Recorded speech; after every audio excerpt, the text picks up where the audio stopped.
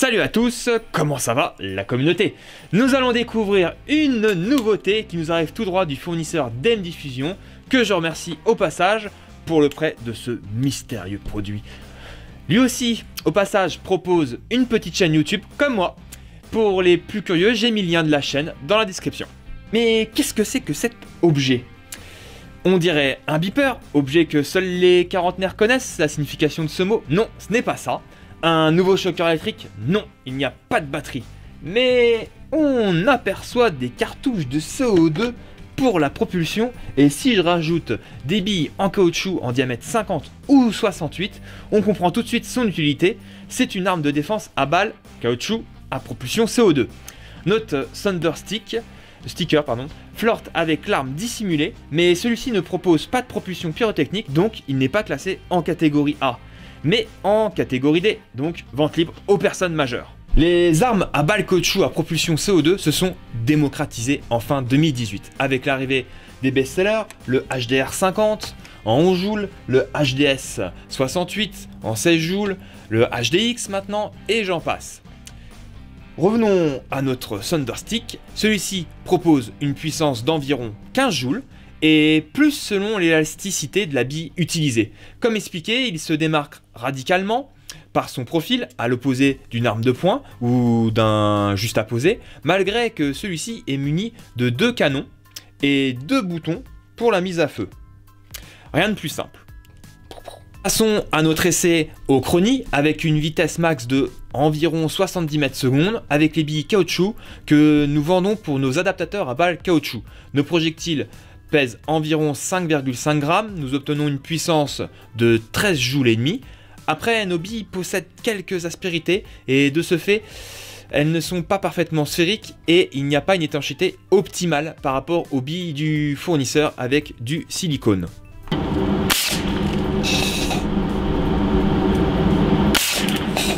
Il est proposé en deux calibres, le .50 ou le .68.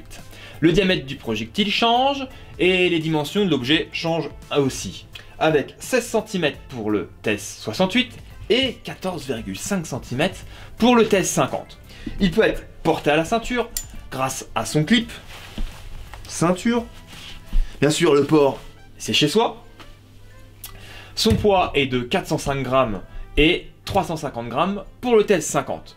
Celui-ci possède une architecture majeure en aluminium et ça j'aime parce que la plupart sont actuellement en polymère. Bien que l'ABS est résistant au choc, faisons un essai en le laissant tomber, voir si le coup part et s'il peut encore tirer.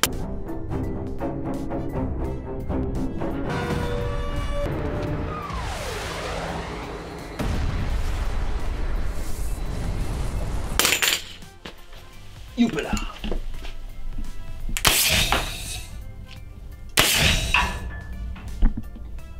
Lors de la propulsion des billes, il émet une déflagration de plus de 110 décibels. Voici une vidéo d'essai d'une capture de son par le fournisseur.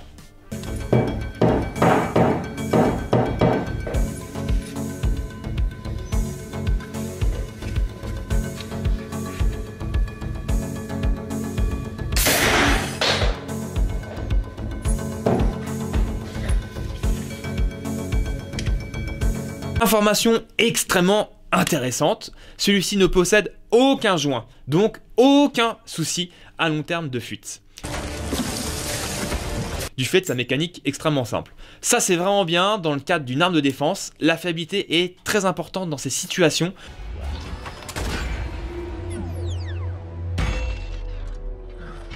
On ne doit pas douter de sa fiabilité. Parlons-en. Le système est extrêmement simple, les cartouches de CO2 sont logées dans une capsule mise sous pression par un ressort, mais point important, les cartouches de CO2 ne sont pas percutées, c'est uniquement quand vous appuyez sur le bouton que celui-ci libère la capsule qui guide la cartouche contre le bec perceur et libère tout le CO2 de la cartouche qui va propulser la bille. Passons à l'étape de l'armement, le point le plus crucial. Alors, on retire les deux goupilles pour libérer le socle. On découvre les deux logements des cartouches de CO2. On vérifie que les sécurités soient bien enclenchées. Là, la sécurité est désenclenchée. Et hop, là on enclenche la sécurité. On insère les deux billes. Pouf. On insère maintenant les cartouches de CO2. Il n'y a qu'un seul sens, hein. C'est simple. Maintenant, on replace les logements avec les cartouches de CO2. On remarque la petite ailette toujours vers le haut, en direction du bouton.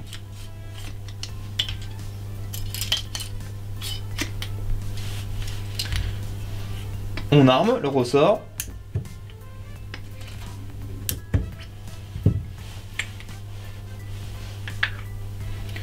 On replace le socle et les deux goupilles.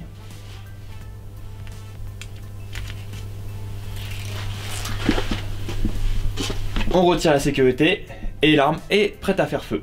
Faisons un deuxième essai de torture test après la chute. L'immersion dans l'eau.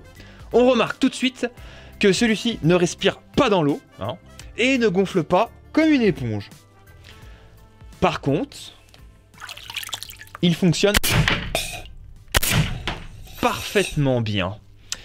Beaucoup de fabricants d'armes de guerre effectuent ce test. Nous avons piqué l'idée au fournisseur qui l'a fait sur sa chaîne. Le fournisseur a fait un autre essai sur une bouteille de champagne qui est brisée à l'impact direct avec une bille de caoutchouc et non une bille brise-vitre. Voici l'essai.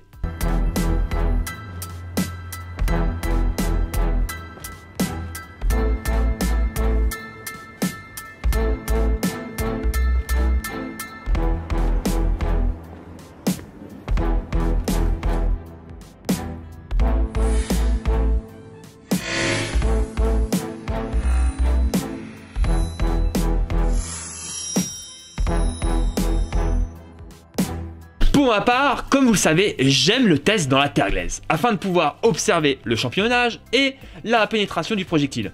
J'utilise aussi la terre glaise du fait qu'elle est assez proche à l'impact de la chair humaine.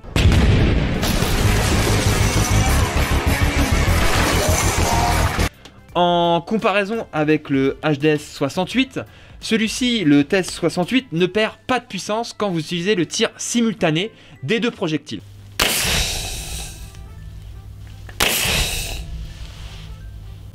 Alors, nous avons une cavité d'une profondeur de... Oh. C'est à peu près 5 cm. Et un champignonnage de 18 mm. J'ai changé de méthode, je garde le film plastique tout autour de la terre glaise, comme ça sèche un peu moins vite. Mais c'est un peu plus résistant. Mais comme ça c'est plus pratique.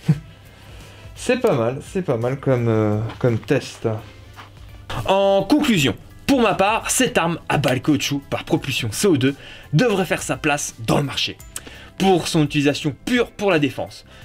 Aussi, son prix inférieur à 90 € le rend plus attractif que le HDS 68, qui propose la même puissance à 1 joule près. Donc c'est du puissant.